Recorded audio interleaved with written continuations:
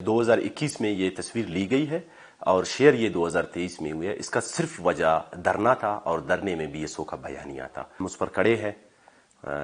बाकी ये जो तस्वीर उन्होंने अपलोड की है वो एक बुग़्ज़ में, कीने में की है।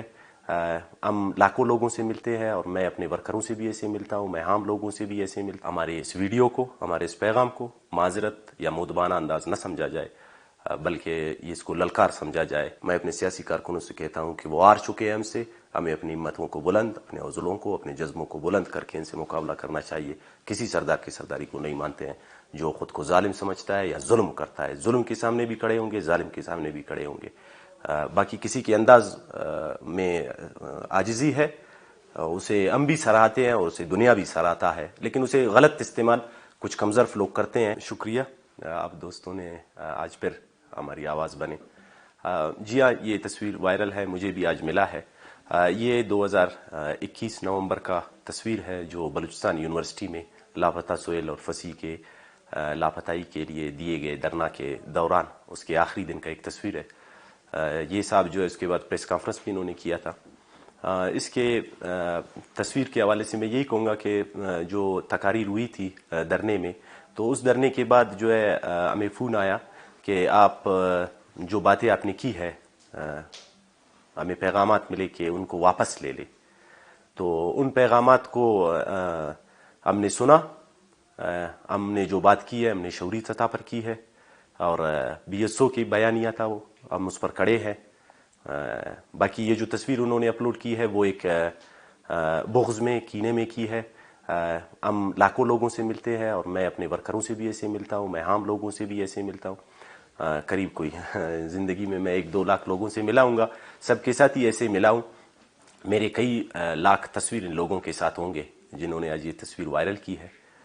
यकीनन ये एक अजीब सा हरकत है, लेकिन हम किसी सरदार के सामने नहीं झुकेंगे। ये हमारा आजिज़ी था ज़र्फ़ वालों के लिए, लेकिन कभी कभार कमज़र्फ़ लोग भी इस जद में आ जाते हैं, जैसे कि एक कातिल सरदार ने, एक रियासती दल्लार ने हमारे तस्वीर को वायरल किया है। हम बिल्कुल वाज़े अंदाज में ये बताना चाहते हैं कि हमारा बयानिया जो था वो है, और आज के दिन के हवाले से कहते हैं कि आज फरवरी 2023 में इस सरदार का कोई हाथ लेना गवारा नहीं करता है। जो हमने की है वो बातों पर हम खड़े हैं।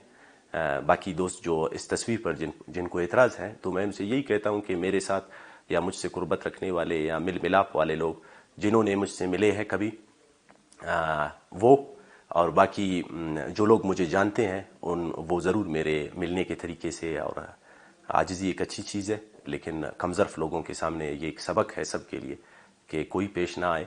बाकी ये एक तस्वीर है, हमारा बयानिया सरदार अब्दुर्रहमान के हवाले से वही है जो हमने धरने में दिया था। उसको सख्त से सख्त सज़ा होनी चाहिए। वो एक रेपिस्ट है, वो एक मर्डरर है, वो कातिल है, वो एक उससे जो हो सका है उसने किया है, और उन पर एक संगीन किस्म के इल्ज़ामात है। वो एक कौमी मुजरिम है, उनको कटहरे में खड़े करके उनको एक आम आदमी की तरह ट्रीट किया जाए। 2021 के तस्वीर को वायरल करके फिर कुछ बेड़ भी बेड़िए बन जाते हैं।